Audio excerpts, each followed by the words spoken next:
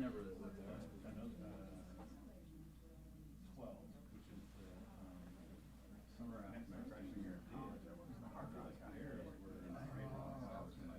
That was my night. I mean, it was still in. It was weird because I got to the came home. I went home. It was like this weird place that my parents moved to. Didn't know anymore. And so it was weird. So fun there. All over, summer restaurant crowd. If you're gonna get in trouble. I almost didn't live there. I would have gotten a job in Niagara Falls public schools, which is supposed to happen before I got this job. It's where I believe you Really affordable. I know. You get a house for it. But yeah, with Niagara Falls. Yeah, that's true.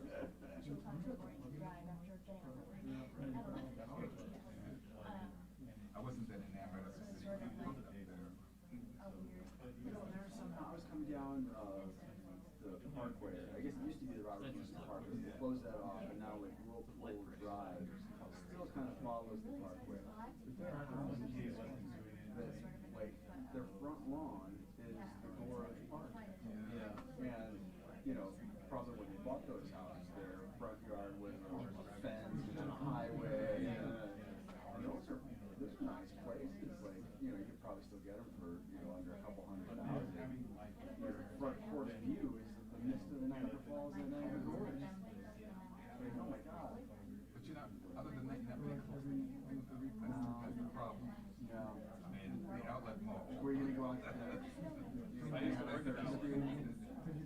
I worked at Under Armour for like, as soon as I went into college. I don't know if as soon as I left. So There's this device over here. so like Tampa Put your paper up on it and flip it in while you're copying it. There was one in the newsroom. I'd never seen one before. And after everyone left the building, there's all this junk. Detritus, the news gathering operation. And one of those is sitting on top of it. I examined it to figure out what it was. But you put your paper in there and you can, it just holds it up for you while you're either copying it or typing it in or. What would you type into? Well, no, it's a paper holder. Yeah. Oh, and you have Put your original in there, and then you can see it. Right. that looks sort of familiar, but I don't remember anybody using those. You're gonna copy that.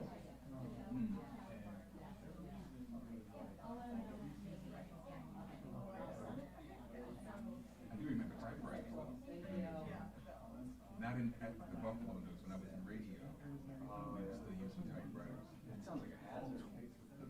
Why? Radio, typewriters on the radio? That must have been a. Oh, the booth was soundproof. Oh, okay. So they didn't have typewriters in the booth. Yeah, you don't know until this is a brand new business. At least not in this area.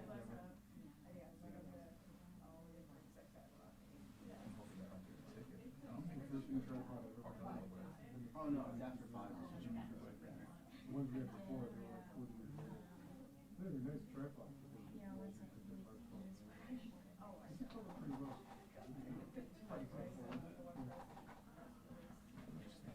on battery. Oh, now I see it. Okay. Over here in the light, you can't see the. Yeah, you can't see the Should be alright. Check, Check, check. the much significant is that when they come go down, they pedal to down really short. So it's nice. She's also, she's a writer. How many hundreds of years have you guys been? She knows what that. I mean, years have you ever been?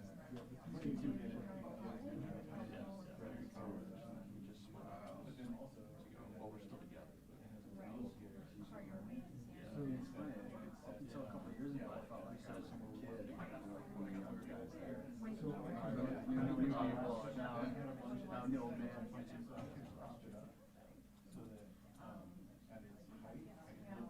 was kind of wondering if when I was a young man, when I would move.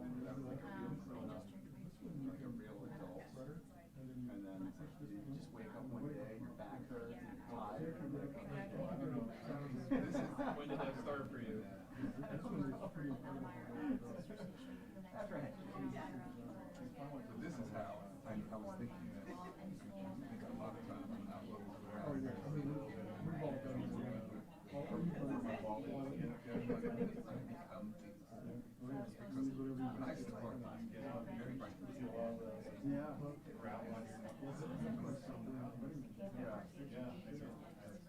For me, it's just like when I, Or the other problem is every time you do this, you really see cases that are just like, but now it's like, yeah, he's funny.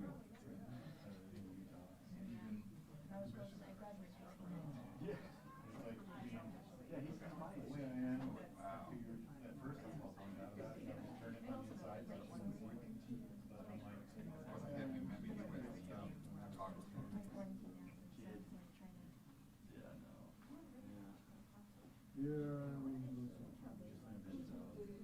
you get one of those, like, rubber rings or Yeah, seems like a lot of the folks over at 4, like, I went to the gym or something, oh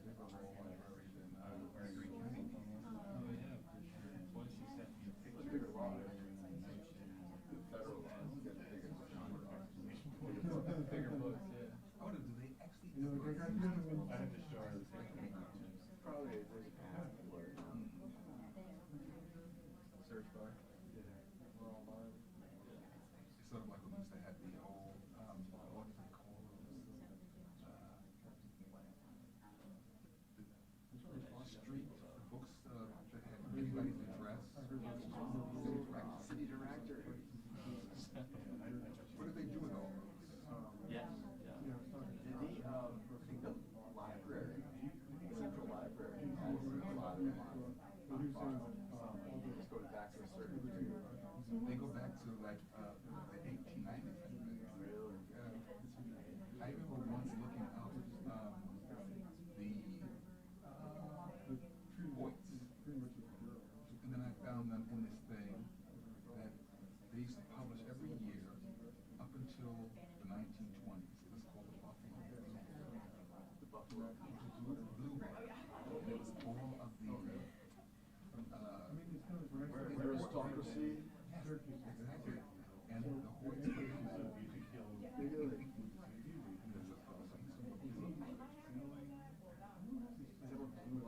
Is that where that term comes from? Yeah. All right, guys, she's coming. I'm just gonna push your mics back a little bit in case she needs room to. Oh, good job. You all may have done this once or twice before.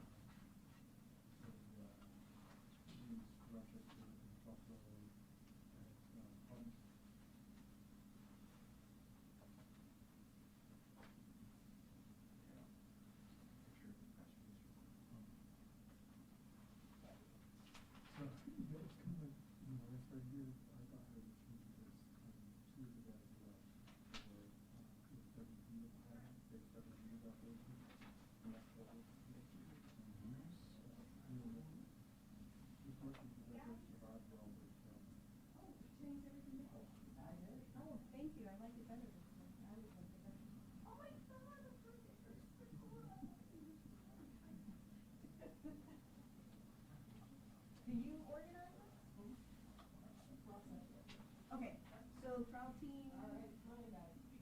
come on up.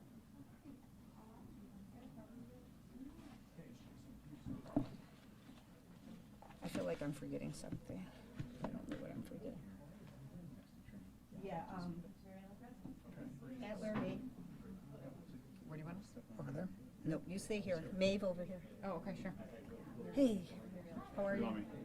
I have no clue because, you know, I don't usually do this.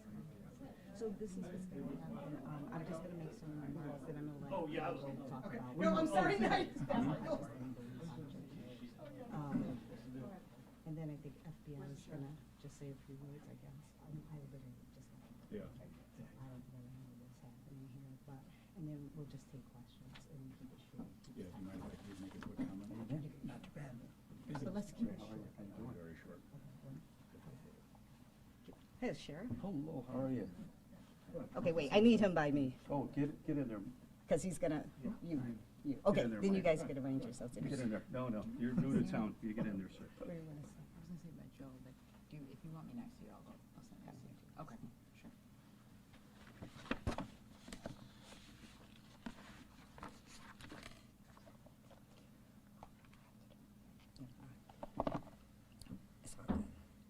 All right, good evening, everyone. We're here to announce the guilty verdict of Deandre Wilson on 15 felony counts. That verdict was returned this afternoon. The defendant has been convicted after a jury trial that lasted approximately 6 weeks of the following: a narcotics conspiracy, Hobbs Act robbery, murder while engaged in a narcotics conspiracy, several firearm charges, several other conspiracy charges, and 2 charges regarding the damage and destroying of a vehicle by fire. These verdicts, which were obtained because of the hard work of the many men and women you see standing here with me this evening. The countless investigative hours to bring justice to the families of the victims and the survivors of these crimes should not be lost on any of us. Law enforcement efforts in this case were beyond tremendous, and the efforts of the entire prosecution team from my office cannot be overstated. That includes AUSA Michael Adler, Maeve Huggins, and Joe Trippi, along with April Kelly and others who provided support in and outside of the courtroom, has resulted in this very dangerous individual, now a convicted murderer, being removed from society. The team of prosecutors and law enforcement personnel, including the FBI, Buffalo Police Department, and the Erie County Sheriff's Department, put in the work to gather the facts, the evidence, and to apply the law which led to the convictions of this defendant. In addition, several other individuals have previously been convicted for their participation in this crime. They include Jariel Cobb and James Reed, among others.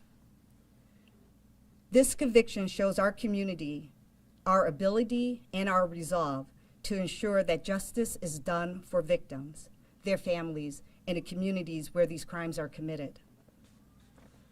For the families of the victims, we understand that there is nothing we can do to bring your loved ones back. But no, we did what we were able to do. That is to use the justice system to bring the full force of the law upon this and the other defendants, in the hope that their convictions for the crimes they've committed will allow you and your families to move forward, knowing justice has been served. Now I'm going to invite to the podium AUSA Michael Adler to give a little more facts on facts regarding the case. As U.S. Attorney Ross said, it was a 6-week trial. There was a lot of evidence. In brief summary, on September 15th, 2019, during a drug deal that went bad at a residence on Roebling Avenue in the city of Buffalo, the defendant Deandre Wilson pistol whipped and killed Demille Roman Otterfred.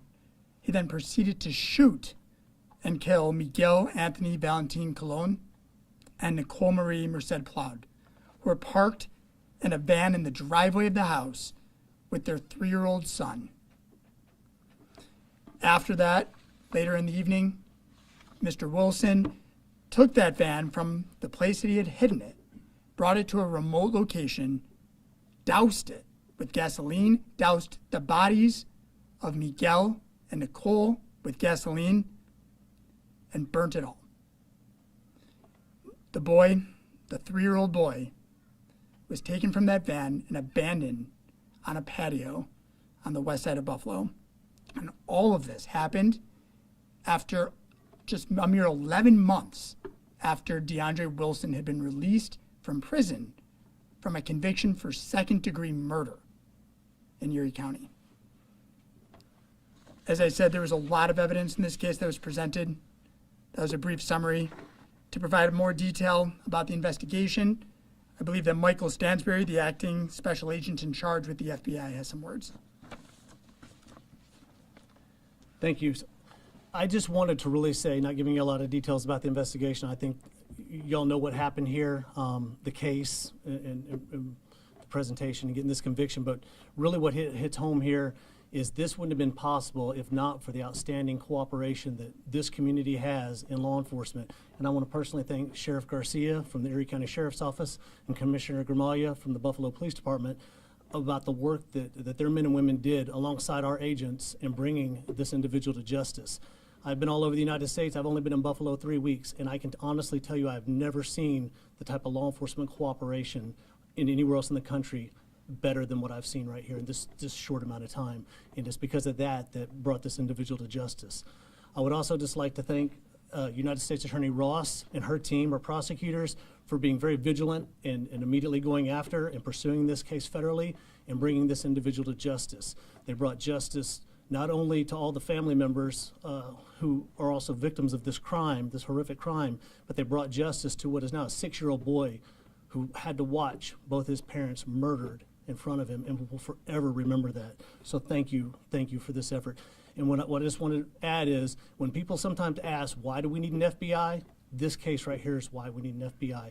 Not that the police department, the sheriff's department can't do it on their own, but we can come in, we can work with them together, and we can ensure a case like this is brought to justice and that it's solved, and it's not just for the family, but it's also for the people of Buffalo and the people of Western New York. So thank you.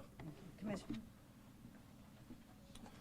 Thank you. I'd first like to start out by thanking the United States Attorney's Office and all of the assistant U.S. attorneys that prosecuted this case.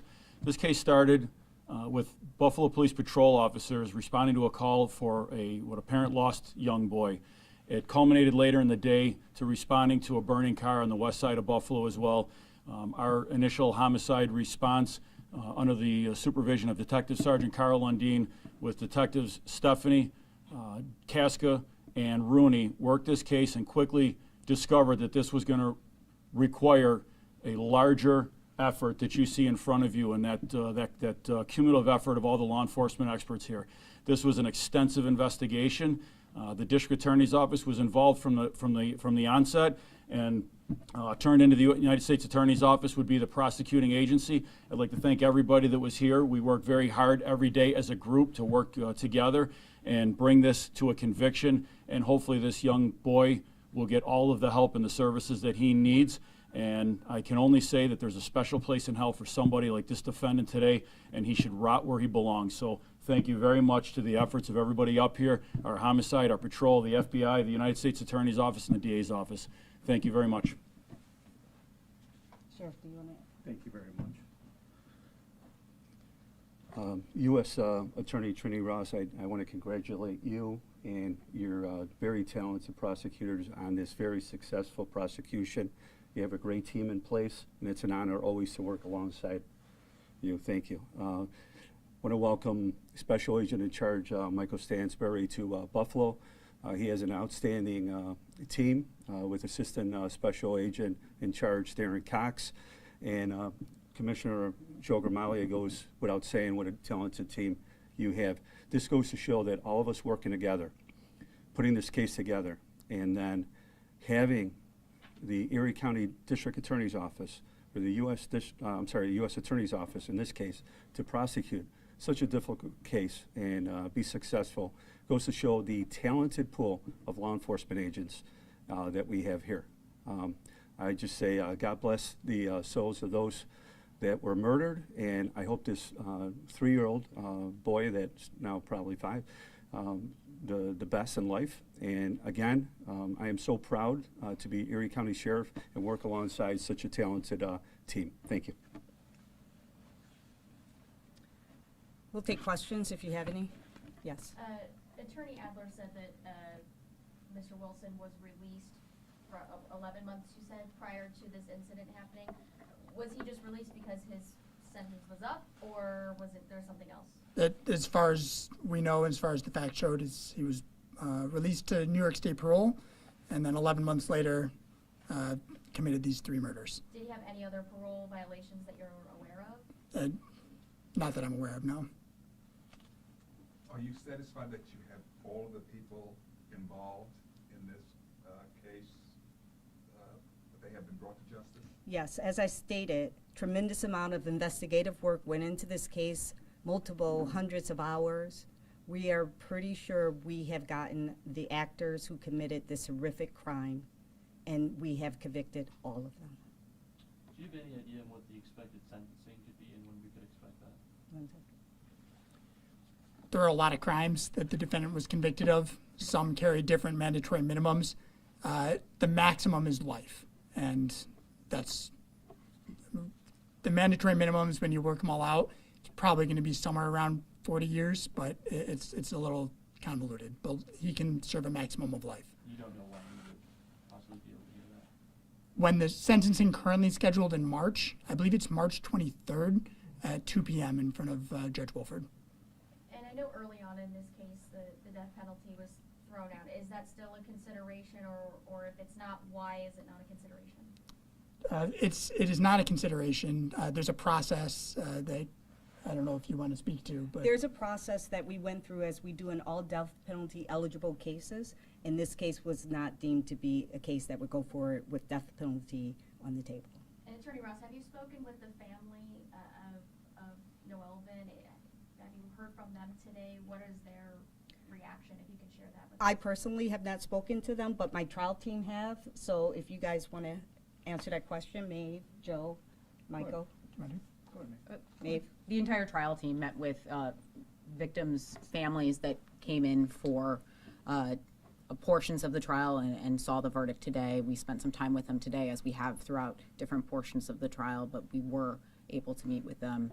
And obviously, the condolences and the sympathy and sentiment here among the group is that we are glad that we were able to help deliver justice. Could you provide any current status update on the 6-year-old child? No. No, not at this time. Was there any impact on the drug operations that these people were involved with? Was there a reduction because they're now behind bars or charged or arrested, or not really?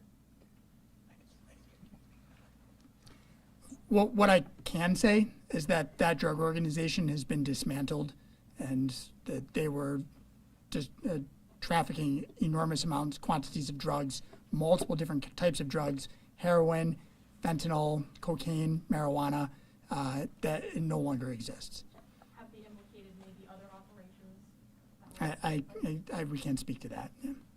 How complicated is an investigation like this when we see, a half page here of convictions? I mean, how challenging is that to go through? Well, I know you're asking the question because you already know the answer. It's very challenging. This was a lengthy investigation, multifaceted, with many different moving components, from arson of the vehicle to murder to drug conspiracy. And because of the work of the law enforcement officers and the prosecutors here at my office, we were able to gather the evidence, marshal that evidence, sort through the evidence, and pull out the evidence that we needed to get where we are today, and that is to the conviction of a very dangerous individual who, as AUSA Adler said, less than a year after being released from prison, is committing these type of crimes. So it's very complicated, but the hard work of this team, the unrelenting dedication they had to justice, has been proven today in 15 felony convictions of some very, very serious charges.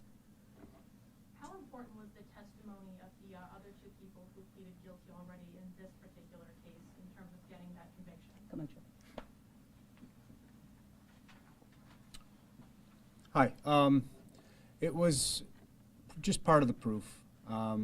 As we argued during the trial, the investigative efforts of the Buffalo Police Department and the FBI and the other people involved in the investigation should have resulted in a guilty verdict, even if we had never had those two individuals testify. But as they were involved with Deandre Wilson during parts of the facts that culminated in these murders, I'm sure that the jury appreciated having the whole story, not just the parts that law enforcement was able to present by their investigation. So it's all part of the puzzle. Were there any charges that Mr. Wilson was not convicted of? There were 2 counts. One we actually conceded, and during Mr. Trippy's closing argument, actually advised the jury to find not guilty. That was a Hobbs Act conspiracy. He was instead convicted of the Hobbs Act robbery, and then maintaining a premises for the purposes of drug trafficking. Those were the only 2 counts. Thank you. Okay, thank you.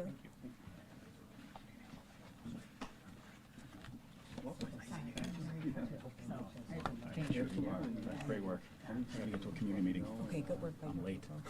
Thanks. I just got off an airplane, so I understand, yeah. Take this. Nice to meet you. Great job. Oh, thanks. I don't know about that either. Welcome to Buffalo.